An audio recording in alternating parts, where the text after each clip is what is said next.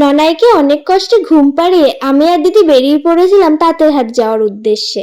আজকে তাঁতের হাটে খুব একটা ভিড় ছিল না বললেই চলে, অনেকটাই ফাঁকা ফাঁকা ছিল। এরকম ফাঁকা সচরাচর দেখা যায় না।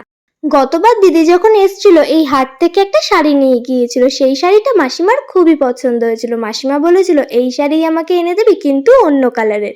অনেক খোঁজাখুঁজির পর অবশেষে একটা দোকানে সেই শাড়ি আমরা পেয়েছিলাম, তারপর সেটা নিয়ে নিয়েছিলাম।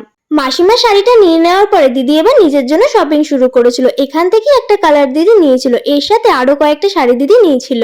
প্রতিবার এই দোকানে খুব সুন্দর সুন্দর চুড়িদারের পিস দেখি, কিন্তু কোনোবারই নেওয়া হয় না। এইবার এই দোকান থেকে দিদি দুটো নিয়েছিল আর আমাকেও দিদি একটা কিনে দিয়েছিল।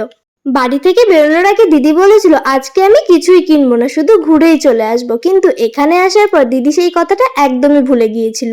এরপর ভিমাটে ঢুকে ননায়ের জন্য দুটো জামা আর বাড়ির জন্য বেশ কয়েকটা প্রয়োজনীয় জিনিস কিনে চলে এসেছিলাম বাড়ি। আজকের জন্য এইটুকু, টাটা, বাই বাই।